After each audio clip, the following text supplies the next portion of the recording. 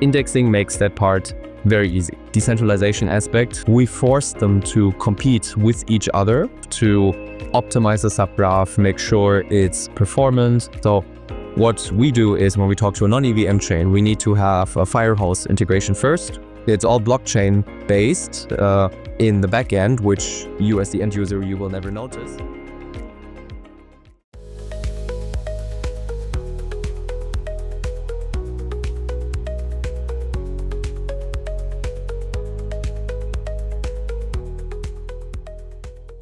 Welcome everyone. Today I'm thrilled to introduce Felix from Graph, our partner providing indexing solution for rollups deployed through gateway.fm. And in this conversation, we will explore how Graph solutions are integrated into rollups and what unique value it brings to the projects that deploy their dedicated networks. We'll talk about technological capabilities that Graph offers and how it enhances data accessibility and what tangible benefits it ultimately brings to the end user. So first of all, could you, in very simple terms, explain what indexing is and what it actually does?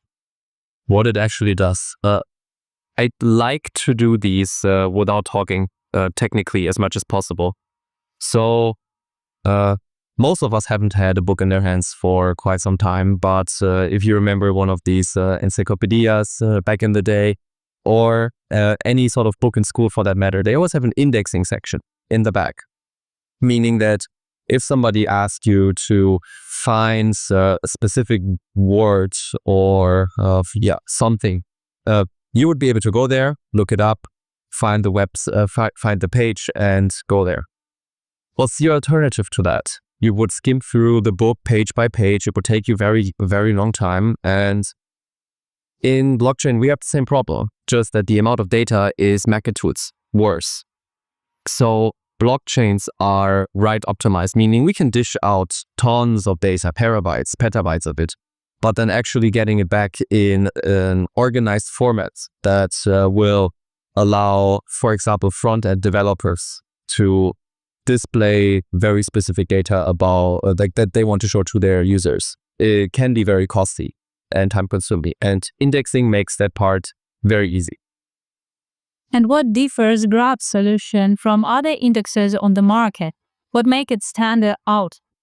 So we always had to highlight the decentralization aspect, which in our case is not a marketing meme. There is a means to an end here, where at the Graph, we have a network of indexers in the back, indexing the subgraphs that you would, for example, come up with. But then there are 5 to 6 different indexers working on the same subgraph, meaning that we force them to compete with each other to provide the best quality of service, latency, etc., to be allowed to serve you the data that you actually want to show. And in case of anyone ever were to go down, there's usually 5 to 6 indexers on any particular subgraph.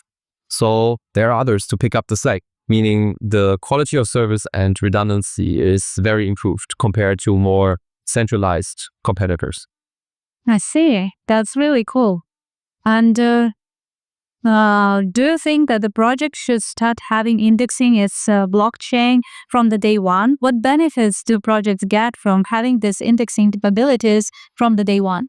So pretty much if you develop an application on any new blockchain, or if you deploy an existing DeFi protocol, for example, on a new blockchain, there is on-chain data, smart contract events data that you definitely will want to show to your users. In order to do that, you need an indexer.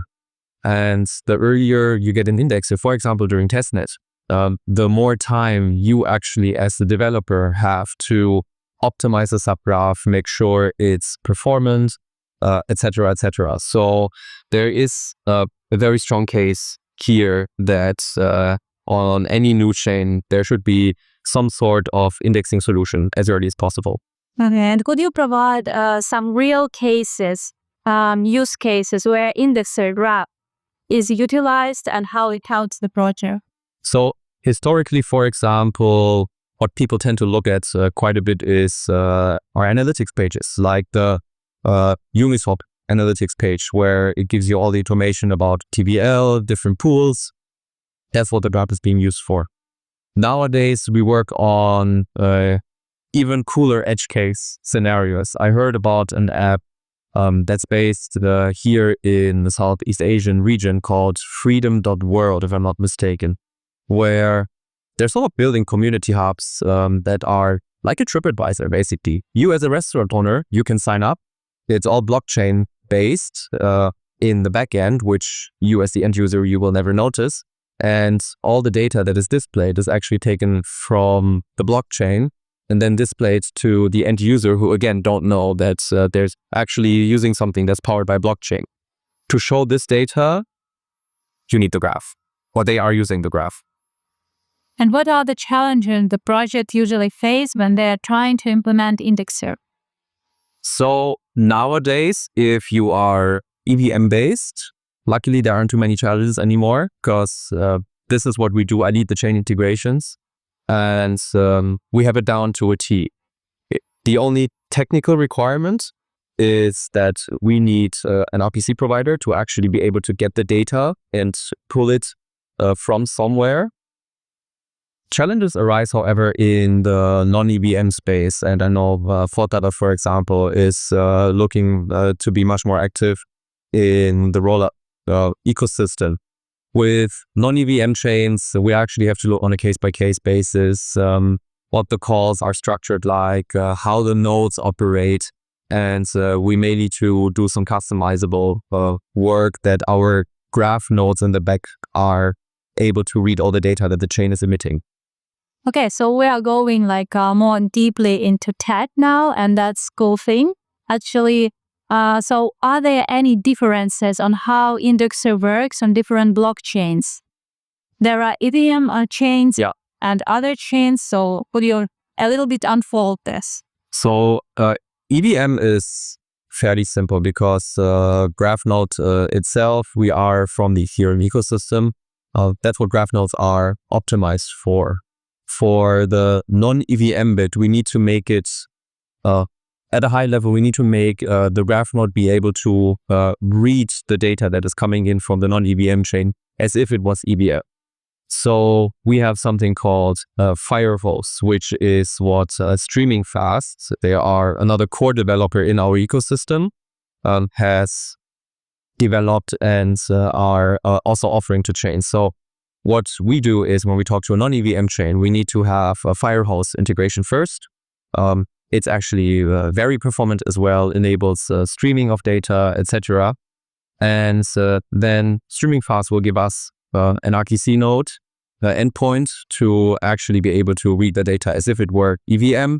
And then for the end user in the Graph Studio, which is the development and UI environment everybody is using on the graph at the moment, it's pretty much the same thing. So literally you support all the chains, or is there any exceptions? I mean, we want to support all the chains. This is also why we're working together, right? At the moment, we support about just over 70 different blockchains. That's a lot. Could be more, especially with all the rollups coming in. Not sure what your estimates are like, but on Twitter, for example, you see these numbers floating around that we will have at least 1,000 rollups by the end of 2025. We have already deployed more than 2,000, so... Oh, I know, there you go. I'm old news already. Cool. So, it's pretty fine with me if I think about indexing data on a particular network. But if I'm a developer of a D app and I have my project deployed on multiple chains, can I have this data aggregated somehow? Yes and no. I have to have a little PSA here. I'm not a technical person by background, but what I can 100% tell you, at the moment, we unfortunately do not have multi-chain subgraphs.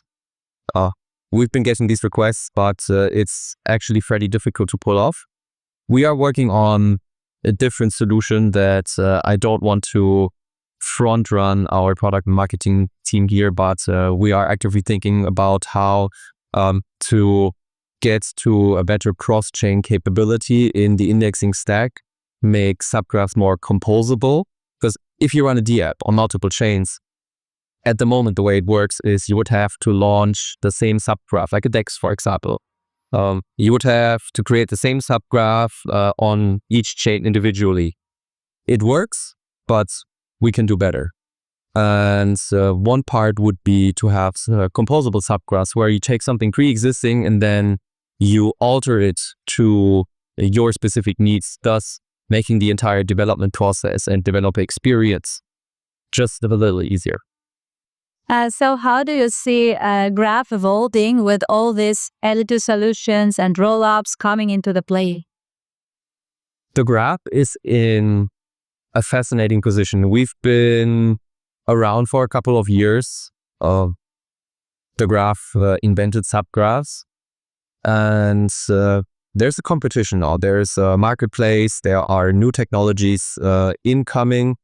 So we are actively looking what we can do to make subgraphs themselves more performant and easier to use, like I alluded to with the composability aspect, for example. But we're also actively looking at the next big thing that will make indexing from multiple chains in a world where we do have thousands of rollups that are also used and needed in production easier. Okay. And what innovations about indexes are you the most excited about? As a partnerships guy, I'm excited to make our developers' lives as easy as possible, especially addressing the pain points that exist with the Graph currently, which, for example, syncing speeds. If at the moment you alter the subgraph because maybe you want additional data being indexed, you will have to resync the entire subgraph from scratch. We know that's a point of friction, and we are actively working on making that part just a little easier. And without, again, front-running the product team too much, we are cooking something up very nice and have something to share in the next 6 months, probably. I believe it's a secret, a trade secret. So far, it is. Yes, I'm not allowed to say, unfortunately. Okay, that's okay. I can understand. So how do you see the relationship between infrastructure providers and indexing solutions evolving over time? Well, on the one hand, the Graph is in an interesting position in that regard, whereas in the rollup development stage, we actually come in quite late. Usually it's very straightforward. You decide which stack you want to build on, like OP stack, for example, or maybe ZK stack. Then you need to get your RPC. And at some point later on, you decide on an indexing solution. We like to be a little bit earlier in the process, which is also one of the reasons why we're very happy working with you on this. So regarding technology, speaking like in a broad way, why would a project require a dedicated network, not use a public network to deploy a decentralized application? What do you think about this? Why would a project require a dedicated network? Yeah, like the private blockchain, a rollup solution, not to be deployed on Polygon itself, on Arbitrum or other L2 that are already existing. Why do we need that many L2 solutions? Well, as blockchain or Web3 use cases become more special, there needs to be a special tool for the job. If you look in a tool belt, you have wrenches of different sizes, for example. And there's no one size fits all. Personally, I'm a big proponent of making sure most of the chains live under a similar roof, which is why I'm a big fan of the Ethereum ecosystem at the moment. But there are certain use cases where, as a high-frequency trader, you would require insanely low block times as opposed to having it incredibly decentralized. So different tools for the job at the end of the day. And in terms of optimistic rollups and ZK rollups, do you personally have your own preferences? I have a background in data privacy, so anything that makes people's data more private at the end of the day, especially in a time and age where there's more sensitive information put online and on-chain, is what I'm a huge fan of. Apart from that, base rollups are picking up, which with this discussion we have in the Ethereum ecosystem right now, where you see people saying current L2 ecosystem is sort of cannibalistic to the L1, is something I quite like to see, the based stuff. Thank you for this answer. So speaking about the future of blockchain ecosystem as a whole, how do you think how we can collaborate, like the players in the Web3, how do we collaborate in order to make Web3 more friendly, more comfortable for projects to come in and to enhance the infrastructure? Well, there's always the UX and improving on that. We are infrastructure service providers. So what we do at the end of the day should be as easy as possible, and it should just work. And luckily, especially for the latter part, we're getting quite a lot of positive feedback where the Graph is a reliable partner on the indexing side of things. But in terms of collaboration, stuff like what we do, for example, getting together, working on combined solutions where you present a full stack to a client where all the boxes are already ticked off. So what do some standardized tools, what role do they play in the ecosystem, in the development of the blockchain ecosystem? You could argue that subgraphs already are the standard when it comes to data indexing, which we're quite happy about. And eventually, especially in the very deep infrastructure space, you need something to rely on. And at the end of the day, the best tool for the job will win.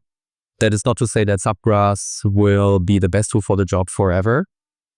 Currently they are, but new things, much more efficient things may come around, and that will be fine. How do we increase blockchain adoption rate?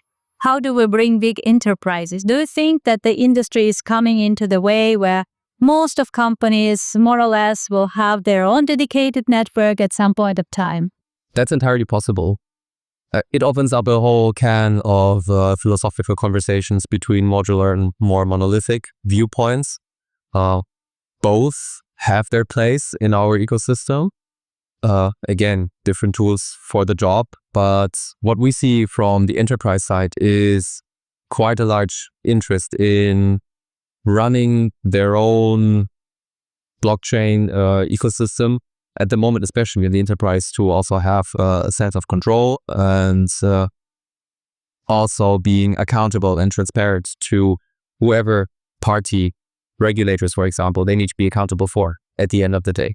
Yeah, hopefully the adoption rate will expand and we will see more players in this scene, in this stage coming into play. 100%. At the moment, we still live in an echo chamber for the most part, but the infrastructure space is getting to a point where it's easy enough for developers to build very cool applications where the end user doesn't even notice anymore that they are using blockchain elements. And honestly, that's where we should aspire to go to. Web2, fintech, for example, has set an extremely high bar that we need to match up to, but it's only a matter of time. Yeah, I also believe so. And that's the main point we're trying to communicate, that blockchain industry, blockchain technology is already at that point where it is rather easy and not that expensive to start adopting it, to start utilizing it for real world cases like supply chain, loyalty programs, and whatever other stuff. So all the technology that was before supported and run on a normal databases can be transferred to blockchain and benefits from security, from decentralization and privacy. Especially on the privacy aspect, I'm very curious what's going to happen. Yeah. So Let's see how industry will go forward. And it's nice to have you on board in this trip. Likewise. Thank you. Thank you very much for the interview.